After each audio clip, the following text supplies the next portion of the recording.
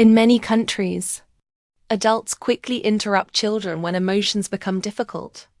A child cries, gets frustrated, struggles socially, and adults immediately step in. But in Japan, many parents and childcare teachers often do something very different. Sometimes, they pause, they observe quietly, and they allow children to experience small emotional struggles on their own. Not because they are cold, but because emotional regulation is slowly being taught in the background. In many Japanese childcare environments, adults are trained to observe carefully before interfering. If two children disagree, teachers may not immediately stop the interaction. Instead, they quietly watch, giving children space to navigate emotions themselves. May seem unusual to some parents, but the goal is not emotional suppression. The goal is emotional learning. Children slowly begin understanding frustration, patience, social awareness, and emotional consequences. Instead of always depending on adults to regulate every difficult moment for them. In many Japanese childcare environments, adults are trained to observe carefully before interfering. In many modern parenting cultures, adults rush to remove discomfort immediately.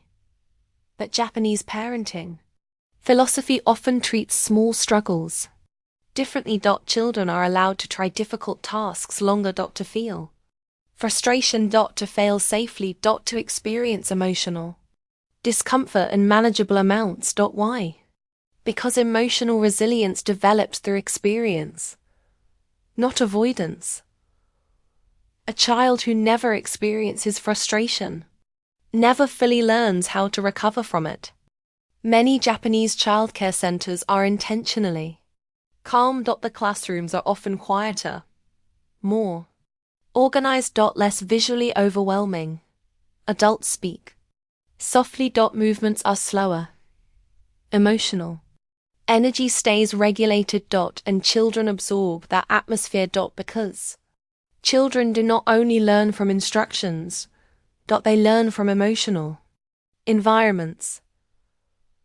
Calm environment slowly teaches the nervous system there is no danger here. And over time, calmer emotional patterns begin developing naturally. In many Japanese schools and childcare centers, group harmony is deeply important. Children clean together. Eat together, solve problems together, are gently taught to notice how their behavior affects the people around them, not through fear, but through emotional awareness. Over time, children begin developing social sensitivity. Naturally. They learn patience. Waiting. Cooperation. Emotional self-control. Because emotional maturity is often treated as a shared responsibility within the group. One thing many people notice in Japan is how early children are trusted with small responsibilities. Walking short distances, organizing belongings, helping in classrooms, solving small problems independently. But underneath these habits, something deeper is happening. Emotional confidence is developing. Children slowly begin believing, I can handle small challenges.